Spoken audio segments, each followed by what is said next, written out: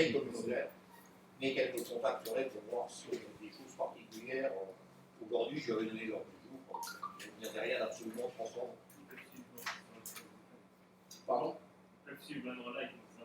Oui, en plus, vous avez la vidéo, donc. Oui, non, mais ils sont en live, là, la partie officielle. On est bon? Allez, on y va. Messieurs, dames, bonsoir.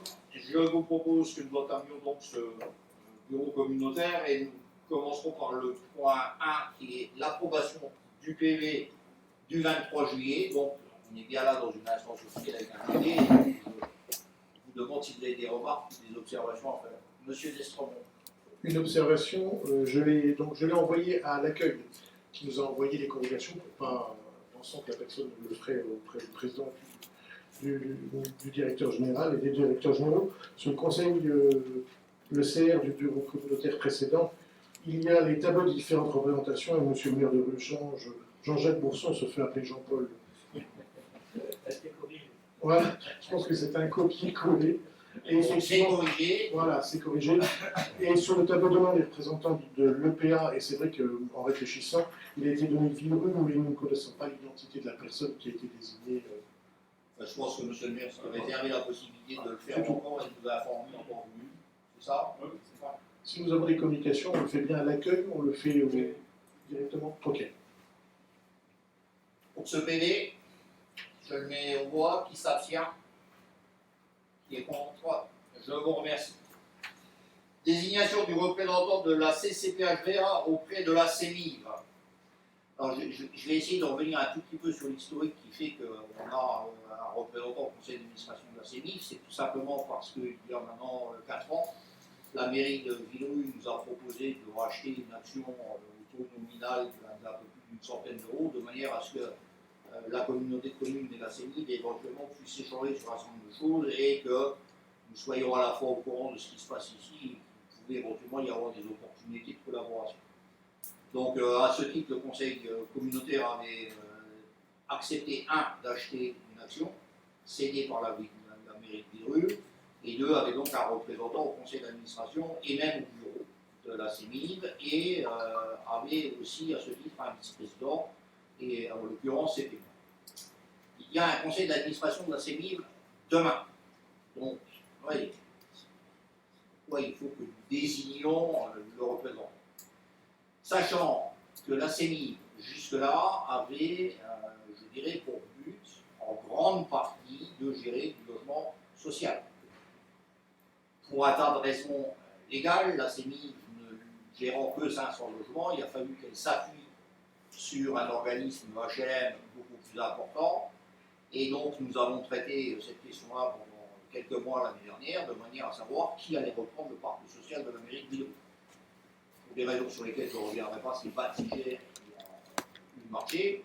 Et donc, la CEMIV actuellement, une fois qu'il y aura eu ce conseil d'administration, qui aura entériné toutes ces décisions, ne gérera plus de logement social, mais gérera encore le parc locatif hors agrément social qui appartient actuellement à la CEMIV, à savoir une cinquantaine de logements pour l'instant. La CEMIV a revendu ses appartements dans des conditions parfaitement honorables et se retrouve en situation financière intéressante. Néanmoins, son objectif tel qu'il est défini pour l'instant, et on verra demain si ça se confirme, ce sera d'intervenir sur Villerue, et pour du logement qui ne sera pas de l'ordre du logement social. Donc, dans ma tête, je pense qu'on en rediscutera encore avec la CEMIV, mais en gros, l'action que nous possédons, qui avait un objectif bien particulier, il est assez probable que nous la remettions à son titre nominal, une centaine d'euros à la mairie de Villerue, sachant que si nous souhaitions être actionnaires de la nouvelle structure, l'action n'est plus du tout au même prix.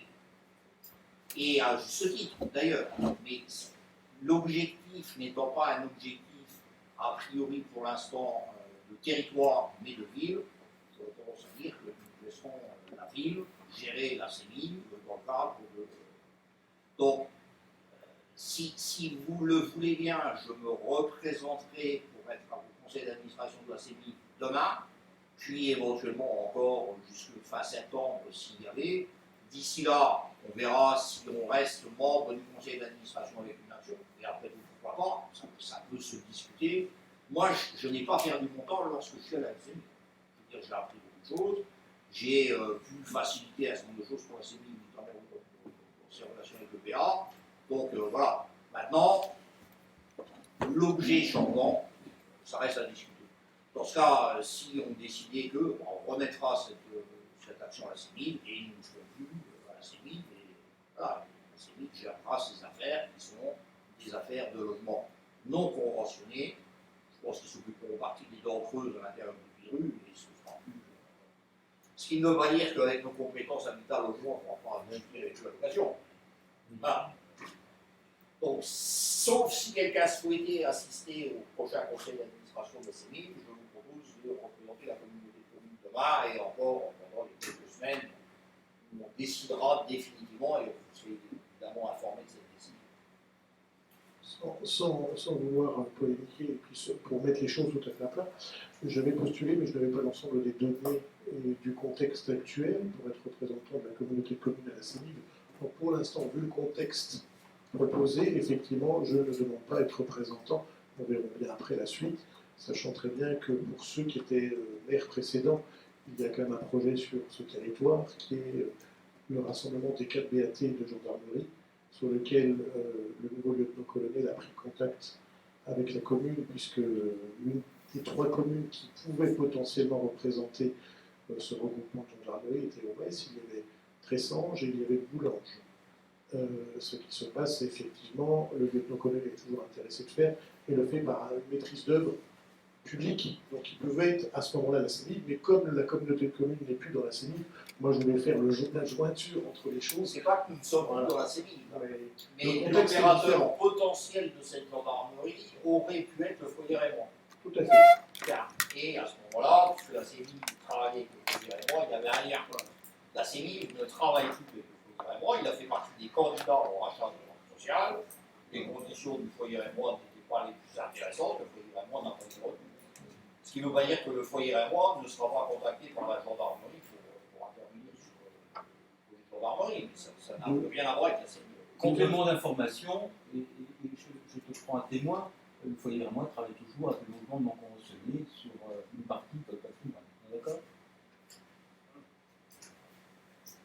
Donc deux choses, deux informations aussi par rapport à ce regroupement de gendarmerie qui sont tout à fait publiques et honnêtes, parce que le nouveau lieutenant-colonel va prendre en attache avec tout le monde, c'est ce qu'il avait annoncé post-élection, au mois d'avril, pour ceux qui se rappellent des dernières réunions. Comme c'est le ministère des Armées, c'est marché public adapté, donc c'est mise en œuvre directe entre le prestataire, la maîtrise d'œuvre et la maîtrise d'ouvrage, et c'est des dossiers qui sont gérés au fil de l'eau et non pas sur commission. Donc voilà, ça peut bouger très très très très vite. Des oppositions à ce que je représente la communauté de communes pour cette période transitoire. Je vous remercie. Création de commissions thématiques. Nous avions abordé la question des commissions à la fois pendant les discussions avant le début de ce mandat, puis ensuite chaque vice-président, je pense qu'il y avait un tableau, Thierry, qui était préparé pour les commissions, non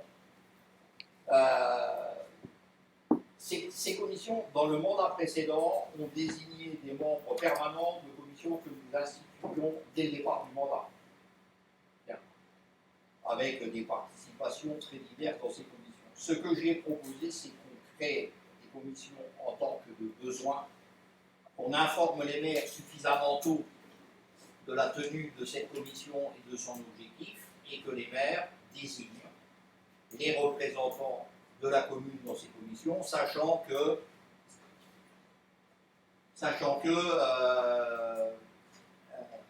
il y aura 2 représentants par commune dans ces commissions. Chaque vice-président, éventuellement, donc, on peut déjà envisager, puisque les portefeuilles des présidents ont été précisés, que les lettres de mission des présidents ont été rédigées, de créer ces premières commissions thématiques, dont certaines se réuniront très vite, vous aurez l'information. Donc pour Marie-Rose Rio, il y aura évidemment commission personnes âgées, personnes handicapées et santé, ce qui est à peu près le titre de la délégation. Monsieur Carmelo Lopresti, il y aura une commission qui s'appellera Culture et Vie Associative. Monsieur Bossec, vous aurez une commission Finances et Nouvelles Technologies. Monsieur Bourson, vous aurez une commission Habitat. Monsieur Sébastien Reilly aura une commission Tourisme. Monsieur Daniel Siramer-Reilly aura une commission Relations transfrontalières et GECT. Et Monsieur Bossec aura aussi une commission Développement économique. Si nous avions à revoir des problématiques d'aménagement du territoire, dans le cadre du PLUIH, etc., je m'associerai à M. Bourson pour une commission qu'on pourra appeler une commission aménagée du territoire. On pourrait très bien envisager qu'un vice-président, sur une thématique très particulière, prenons le cas de M. Brusco, ait besoin de discuter du plan de prévention des ordures ménagères. À ce titre, il pourra demander à réunir un certain nombre de personnes dans le cadre de sa commission et d'informer les maires 15 jours ou 3 semaines à l'avance et que les maires délèguent dans cette commission. Donc, il y a à la fois ces commissions-là, puis celles qui, en tant que de besoin, se créeront pour un moment particulier. Monsieur Buteler, je prends un exemple, alors peut-être qu'il me vient ce matin à une discussion de marché de performance énergétique. Il doit y avoir des interventions éventuelles de l'un ou de l'autre des acteurs de ce qui viendront dans les écoles. Il faudra travailler là-dessus une séance ou deux, à la fois avec votre président chargé de la communication, vous demandez à ce que cette commission elle se réunisse de 3 points. D'accord Voilà l'organisation que je peux vous proposer. Est-ce qu'elle vous convient? Alors, chaque fois qu'il y aura besoin d'en créer une, je pense, M. Guillaume, que ça se fait dans un bureau. Hein. Voilà, donc, pour l'instant, nous avons celle-là, nous savons que vous pouvez réunir. Si M. Brusco, demain, me dit, eh bien, écoutez, au prochain bureau, ou même, est-ce qu'on peut donner un accord à l'avance? Stéphane a besoin de créer une commission de réflexion. On la crée, on en pose, on invite, on informe les maires, on donne un ordre du jour, les maires délèguent 2 personnes compétentes. Ce n'est pas nécessairement le maire, d'accord? Ce n'est pas nécessairement un conseiller communautaire. Ça peut être un conseiller municipal chargé de la question des personnes âgées, chargé de l'environnement et donc des questions d'ordure ménagère. Hein. Ça laisse, à mon avis, la possibilité que ce soit suffisamment souple, d'accord, que les gens soient missionnés par leur maire et soient donc responsables devant leur maire de leur participation à la commission et de la restitution des travaux de la commission. Alors évidemment, il y aura un PV, il y aura mais ça devrait permettre, j'imagine, une meilleure communication. En tout cas, les maires savent que les commissions se réunissent. Ils le savent à l'avance. Ils savent sur quel thème et c'est eux qui vient. Ça leur reste donc tout pouvoir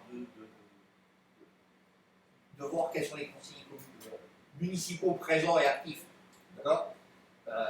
J'ai nettoyé personnellement mon carnet d'adresses récemment. J'ai supprimé des noms de conseillers communautaires dans les commissions que je n'ai pas rencontrés qu'une fois. Je vous dis, bon, là, ces commissions, les maires ont la main dessus. Ils savent sur qui ils peuvent compter et par qui ils peuvent être représentés pour ces commissions. Ça paraît plus efficace. Daniel? Là, c'est une désignation. C'est-à-dire oui, que on informera le maire. Pour le tourisme, je contacte 2 personnes. Je ne sais pas que vous êtes passé au conseil municipal, mais voilà. Faire une délégation permanente. Non, c'est pour cette commission-là, sur cette thématique-là, elle ne se réunira pas forcément plusieurs fois. Elle pourra se réunir plusieurs fois. Mais ce ne sera pas nécessairement les mêmes personnes. Imagine, tu as envoyé 2 délégués la première fois et tu en as un qui vient de se cacher une corde. Il ne peut pas venir. Il y aura quelqu'un d'autre. Voilà. C'est donc des arrêtés de nomination et pas des délibérations. Non, le maire nous informe qu'il délègue telle personne. Ce n'est pas un arrêté. Antoine? Je voulais revenir sur les commissions, parce que là, tu parlais de travail, de commission, c'est la même chose. La commission communication, je suis assez surpris de voir que depuis 2 mois qu'on a installé, on avait l'impression qu'on avait dit qu'on fait la communication quand même un point fort de cette mandature. 2 mois qu'on a installé, j'ai l'impression que le site de la COM, c'est une photo figée. Je veux dire, même par un jour, les nouveaux élus, Ah, le site internet. oui, le site internet. Oui, effectivement, on ne peut pas dire qu'il soit actuellement actualisé. Bien. Ça fait 2 mois qu'on est installé, certes, mais nous avions, et tu le sais aussi bien que moi, plein d'urgences, plus des interruptions, plus un certain nombre de nos chargés de mission qui, à juste titre, ont pris quelques congés, et il était temps pour certains, et puis voilà. Donc, ce site va être actualisé, nous prenons bonne note. Monsieur Villon, vous avez des informations par rapport à ça? De toute façon, c'est Internet, il faut qu'on change. Voilà. Et on considère que l'outil tel qu'il est actuellement n'est pas l'outil le plus performant. Donc, je reconnais que le site n'est pas génial. Je dirais que tous les sites de mairie ne sont pas actualisés non plus. Voilà, donc, on est là que depuis 2 mois avec une période de vacances. D'accord? Et c'est certain que d'ici la fin de l'année, il y a certaines choses qui ne seront pas encore faites, même si on souhaiterait qu'elles le soient. Et on traite des priorités au fur et à mesure. Donc, je prends note. C'est une question que j'ai déjà posée l'année dernière, au même titre que la vache de la communauté de communes. Il y a sûrement des choses à faire. On va s'en préoccuper. On peut imaginer qu'on aura des solutions de l'intéressante d'ici la fin de cette année ou de l'année prochaine. Parce qu'on est là déjà au mois de septembre et que, voilà, l'année, je dirais, est presque finie. Question, nous partons 500, nous arrivons à 5. C'est un peu comme chaque mandat à chaque fois. Je me tourne vers Fabienne. On a des commissions qui démarrent à X personnes et qui se terminent généralement à très peu de monde. Question, est-ce que j'ai l'autorité éventuellement de proposer des fois sur 1 ou 2 commissions 3 personnes? Pour être sûr que ça passe, tout simplement. Enfin, je dirais, on a dit 2, pourquoi 3? Voilà, parce que j'en ai, sur certaines, il y en a plus de monde qui veut venir. Ben non, 2. Ok. Bon, bah, c'est tout. Non, mais c'est tout. Non, mais ça fait, on est 8 communes, x 2, ça fait 16. Ouais, mais je sais. Si on dit, bah, pourquoi 23, ça fait 24. Bah, je sais. Et à 24, on travaille plus, déjà 16. Voilà. On verra dans 2 ans. Et en plus, si tu es sûr que tes 2 que tu as délégués sont présents, c'est déjà pas si mal par rapport à des participations dans certaines commissions, Pas de souci. au mandat précédent. Je vous comprends. Juste une chose, on avait dit qu'on ferait au niveau de la communication interne, la communication externe. On a dit que par rapport à Guillaume, de voir comment séparer les deux. Il y a une communication qui doit se faire entre nous, qui doit se faire sur les sites, et il y a une communication qui doit aller vers l'habitant. Et tout le monde. Ça, Je pense que là maintenant, alors, il va y avoir la rentrée pour tout le monde, que ce soit des enseignants ou pas. C'est encore un des cas où ça va être pour les parents, ça va être pour les parents, ça va être pour eux, on va passer ce cap-là. Mais là, Stéphane et Guillaume, je pense que vous avez le boulot à voir un petit peu dans les semaines qui viennent, et puis faire part de questions. Quand je dis qu'on va faire ces réunions des vice-présidents une fois par mois, ça ne veut pas dire pour autant que les vice-présidents, leurs conseillers communautaires délégués ou des vice-présidents entre eux lorsqu'ils ne doivent pas se mettre au boulot, c'est pas à moi de les convoquer pour dire le genre. C'est votre mission, c'est votre boulot, allez-y. Donc, ne serait-ce que pour trouver des périodes communes ces derniers temps pour l'une ou l'autre réunion impérative, ça a été loin d'être évident. Donc, on peut imaginer là maintenant qu'on va tous reprendre un rythme environ normal, en espérant que la Covid ne nous perturbe pas trop. Et voilà. En fait, les élections ont eu lieu le 12 juillet. Voilà. Est-ce qu'on part sur ce principe? Y a-t-il des oppositions? Donc, on va rechercher à la fois souplesse et efficacité. Je vous remercie. Point d'information préalable au prochain conseil est relatif à 4 points. Et là, je vais laisser M. Villon prendre la parole, puisque. Alors, nous pouvons, et très officiellement, lever la séance, puisque les points qui relevaient de la décision et du débat décisionnel ont été abordés et traités. Donc, nous pouvons maintenant arrêter la retransmission publique. Et puis, nous allons passer à cette partie qui est plus informationnelle et